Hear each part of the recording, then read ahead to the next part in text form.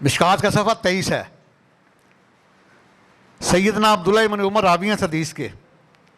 میرے آقا کریم فرماتے ہیں کہ جب حاجی نا حج سے واپس تو اس کو سلام کرو، اس سے مصافحہ کرو. مصافحہ کہتے ہیں دونوں ہاتھوں سے سلام لینے کو. کچھ لوگ ایسے کر دیتے ہیں، یہ تکبر کی علامت ہے. میں نے دیکھا ایسے نماز پڑھیں گے تو ٹانگیں کھول دیں گے، اتنی کھڑیں گے تو ایسے. اسلام ادب عشق کا نام ہے. اگر ادب عشق نہیں تو تمہارا اسلام اللہ کی بارگاہ میں قابل قبول ہی نہیں. یہ بات ذہن میں رکھو. فرمایا جب حاجی حج سے واپس آئے اس سے سلام کرو، اس سے مصافحہ کرو، اور اس کو کہو اپنے گھر میں داخل ہونے سے پہلے تمہارے لیے دعا کرے، وہ بخشا ہوا ہے. وہ بخشا ہوا ہے، تمہارے لیے دعا کرے گا، تمہاری بخشش بھی ہو جائے گی. اور مشکات کا صفحہ 221 ہے. اس کے راوی حدیث سیدنا ابو ہریرہ ہیں. ان ابی ہریرہ قال قال رسول اللہ صلی اللہ تعالی وسلم من حج للہ فلم یرفث ولم یفسق راجع کا یوم ولادتہ امہ.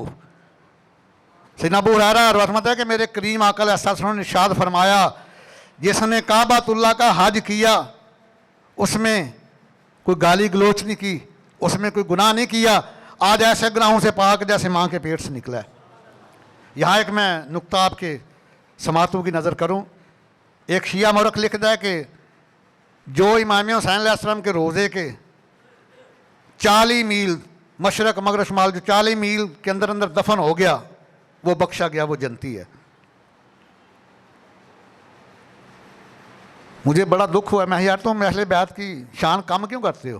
ہمارا تو ایمان ہے کہ جو امام حسین علیہ السلام کہ نانا جان کا امتی ہے اور صحیح العقیدہ ہے، وہ محب اہل بیت ہے، امام حسین علیہ السلام کے ساتھ محبت کرتا ہے، وہ دنیا کے 206 ملک میں کہیں بھی دفن ہو وہ بخشا گیا ہے. تم 40 میل کی قید لگاتے ہو. میں چلو ایک لمحے کے لیے تمہاری بات کو مانتے ہیں. امام حسین علیہ السلام کو یہ مقام کہاں سے ملا ہے؟ بھائی نانا جان کے صدقے ملا ہے نا. نبیوں کو نبوت ملی ہے تو آقا کے صدقے، ولیوں کو ولایت ملی ہے تو آقا کے صدقے، کعبے کو شان ملی ہے تو آقا کے صدقے، مدینہ کو شان ملی ہے تو آقا کے صدقے، اہل بیت کو مقام ملا تو آقا کے صدقے، صحابہ کو عظمت ملی ہے تو آقا کے صدقے، اولیاء کو شان ملی ہے تو آقا کے صدقے، امتی تمہیں مقام ملا تو آقا کے صدقے. میں یہ آقا کریم کے نواسے کی یہ شان ہے. تم کہتے 40 میل تک جو دفن ہو جائے وہ بخشا جاتا ہے، وہ جنتی ہے. تو میں جو ان کے نانا جان کا مقام ورال ورا ہے، تو جو نانا جان کے ساتھ لیٹے ہوئے ہیں، جہاں نبی علیہ السلام کا دل مبارک ہے وہاں صدیق اکبر کا سر مبارک ہے، جہاں صدیق اکبر کا کندھا مبارک ہے وہاں فاروق اعظم کا سر مبارک ہے. ان کے بارے میں تمہارا کیا حال ہے؟ کیونکہ افضل ہے کل جہاں سے گھرانہ حسین کا، افضل ہے کل جہاں سے گھرانہ حسین کا، کیونکہ سلطان دو جہاں ہے نانا حسین کا. ایک پل کی بس تھی حکومت یزید کی، صدیاں حسین کی ہیں زمانہ، صدیاں حسین کی ہیں زمانہ حسین کا، افضل ہے کل جہاں سے. تو میں جو امام علی مقام کے نانا جان کے ساتھ لیٹے ہوئے ہیں، تمہیں شرم نہیں آتی ان کے بارے میں تبرہ بازی کرتے ہوئے؟ ظالم، تمہاری زبان کو فالج کیوں نہیں ہو جاتا؟ تم تباہ و برباد کیوں نہیں ہو جاتے؟ ان ہستیوں کے بارے میں بکواس کرتے ہو جو کعبے کے کعبہ کے ساتھ لیٹی ہوئی ہیں. اللہ اکبر کبیرہ، کیا مقام، کیا شان. تو یہ کعبۃ اللہ کو اگر مقام ملا تو سرکار کے صدقے ملا ہے. پہلے بھی تھا، لیکن جو عظمت پھر اس کو ملی ہے قیامت تک وہ سرکار کے قدمین شریفین کے صدقے ملی ہے.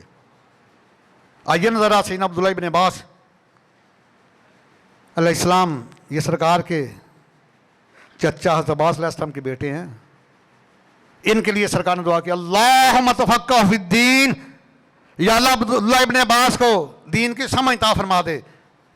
آج تمام مکاتب کے والے ان کو رئیس المفسرین کہتے ہیں. یہ بات شاید تفاسیر لکھنے والوں کے، یہ ان کی روایت ہے احیاء العلوم کی پہلی جلد میں امام غزالی نے روایت نقل فرمائی ہے کہ آقا علیہ السلام نے ارشاد فرمایا کہ 24 گھنٹے میں حرم پاک میں 120 رحمتیں نازل ہوتی ہیں. کتنی؟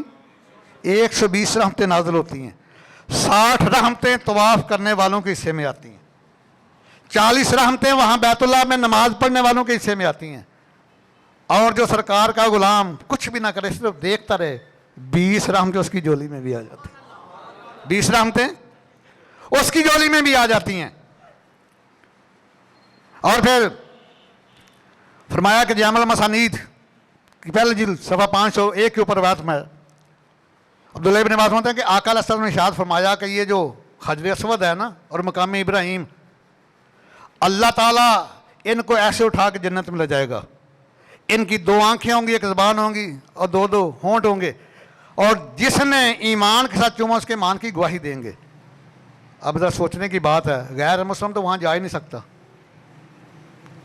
کیونکہ اللہ تعالیٰ نے فیصلہ فرما دیا. 10واں پارہ سورہ توبہ کی آیت نمبر 28 ہے. إِنَّمَا الْمُشْرِكُونَ نَجَسٌ فَلَا يَقْرَبُوا الْمَسْجِدَ الْحَرَامَ.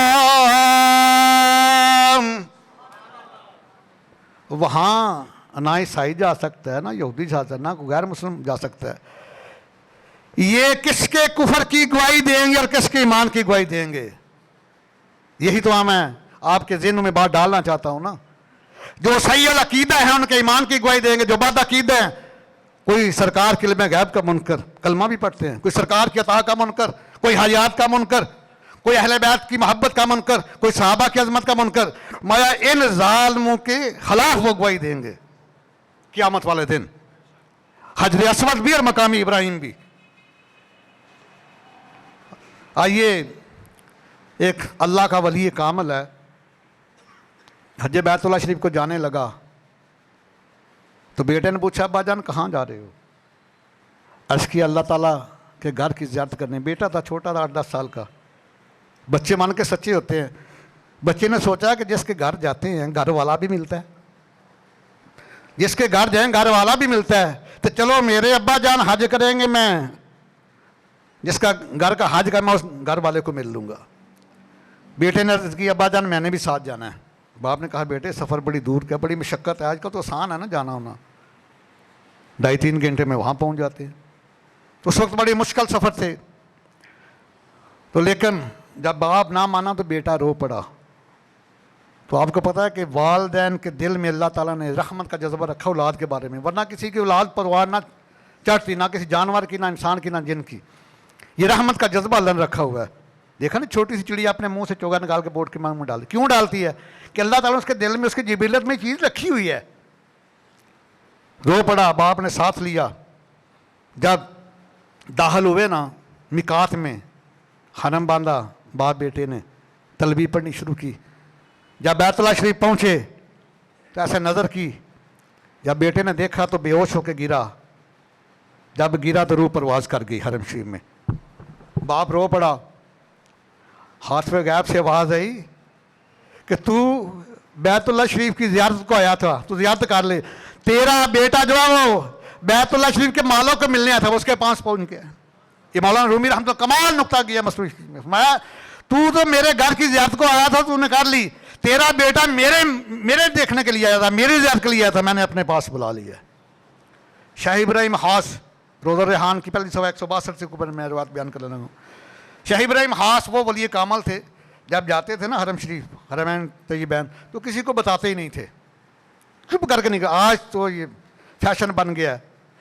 میں نے تو دیکھا ہے فیس بک پہ وہ جو ٹکٹ کا نمبر ہوتا ہے نا وہ بھی دیا ہوتا ہے، کس فلائٹ پہ جانا ہے، کتنے بجے سب جا رہے ہیں. ساتھ وہ پتہ نہیں کیا کیا نمائش ہوتی ہے. پھر وہاں سیلفیاں ہوتی ہیں. اگر عمرہ کیا تو ٹرین کرانے کے بعد پھر سیلفی ہیں. بھائی کس کو دکھاتے ہو؟ جس کے لیے کر رہے وہ تو علیم بذات صدور ہے، وہ تو سینے کے رازوں کو جانتا ہے. اگر اس کے لیے حج کر رہے ہو تو اسے تو اس نمائش کی ضرورت نہیں ہے. تو اگر دنیا کو کر رہی ہو تو پھر اس کو تمہارے حج کی ضرورت نہیں ہے. پھر دنیا کے لیے، پھر اس کا اجر تمہارے اللہ کے پاس نہیں ہے. خدا کے لیے بچ جائے اس نمودار نمائش سے. شاہ ابراہیم خاص خاموش ہو کے چلے جاتے، کسی کو نہ بتلاتے. حتامد اسد فرماتے ہیں کہ ایک دفعہ ایسے نکلے مسجد میں، لوٹا خالی لیا ہے تو میں بھی پیچھے چل دیا. मकाम कासिया पहुंचा तो आपने पूछा हामिद असद कहाँ जाना है? अर्ज़ किया हुजूर जहाँ आप जाएंगे। और मैं तो बैतुल्लाह शरीफ की हाज़िरी के लिए जा रहा हूँ, हज के लिए जा रहा हूँ। मैं हुजूर मैं भी साथ चलता हूँ। आप भी चल दिए। जब सफ़र करते तीसरे दिन एक नौजवान हमें हमारे साथ मिला, वो भी सफ़र करने लगा, लेकिन हम सुबह से शाम तक नमाज़ें पढ़ते रहे, उसने नमाज नहीं पढ़ी। तो मेरे शाह इब्राहिम हास ने पूछा वो तू हमारे साथ सफ़र कर रहा है बैतुल्लाह शरीफ की तरफ, तो नमाज तो हज से ज़्यादा ज़रूरी है, ये बात ज़हन में रख लेना। हज सारी उम्र में एक दफ़ा फ़र्द है, ये रोज़ाना 5 दफ़ा फ़र्द है। मैं कि वो नमाज तो हज से ज़्यादा ज़रूरी, तू नमाज नहीं पढ़ता। उसने कहा हज़ूर मेरे ज़िम्मे नमाज नहीं है। तो मैं तो मुसलमान ही, क्या नहीं मैं ईसाई हूँ, मैं तो मतवक्कलाना ज़िंदगी बसर कर रहा था। मेरे नफ्स ने कहा तू मतवक्कल हो गया, कामल हो गया, मैं तो इसका इम्तिहान ले रहा हूँ। हामिद फरमाते हैं कि फिर मेरे शाह करीम ने कुछ नहीं कहा, चलते रहे। जब मिकात आई ना, बतन मीर आया मकाम, तो फरमाया कि मेरे शाह ने हमने अपने कपड़े धोए और उसके बाद गुस्ल किया, हिराम बांधा। तो आपने उससे पूछा तेरा नाम क्या है? उसने कहा जी अब्दुल मसीह, मसीहा का गुलाम। मैं कि अब्दुल मसीह अब ये हरम की हदूद शुरू हो चुकी है, अब इससे आगे तू नहीं जा सकता। और साथ ही आया मुगात से जो मैं पढ़ी, ये भी पढ़ी 10वां पारा सूरह तौबा के आयत नंबर 28 है। मैं कि इन्नमल मुशरिकून नजसुन फला यक़रबुल मस्जिदल हराम। मैं कि कोई भी मुशरिक जो है वो हदूद काबा में दाखिल नहीं हो सकता, तुम नजस हो, नापाक हो। वो बैठ गया। हामिद फरमाते हैं कि हम वहाँ से सारे हज के मुनासिक पूरे करते जब अरफात में पहुँचे ना वकूफ़ के लिए, तो वही अब्दुल मसीह, उसने हराम बांधा हुआ, ढूंढे ढूंढे चेहरा देख के आके शाह इब्राहिम खास को देखा तो लिपट गया साथ। और आया अब्दुल मसीह तू कहाँ? फरमाया कि मुझे अब्दुल मसीह ना कहना, पहले मैं मसीहा का गुलाम तू, अब मैं उसका गुलाम हूँ, मसीहा भी जिसको अपना पेशवा मानते हैं। फरमाया क्या गुजरी तेरे ऊपर? अर्ज़ किया हजूर मैं वहाँ बैठ गया जहाँ बैठाए थे, एक और मुसलमानों का काफिला आया, मैंने अपने आप को मुसलमान जाहिर किया, मैंने भी हिराम बांधा। जो हिम आया ना बैतुल्लाह शरीफ पे, मेरी पहली नज़र पड़ी तो दुनिया के सारे मज़हब मेरी नज़रों से गिर गए। मैं गुस्ल किया तो कलमा पढ़ के मुसलमान हो गया, कलमा पढ़ के मुसलमान हो गया। क्योंकि जुर्म मुक जहंदे आबे ज़मज़म पीते काबातुल्लाह दी ज़ियारत कीते काबातुल्लाह दी ज़ियारत कीते जुर्म मुक जहंदे आबे।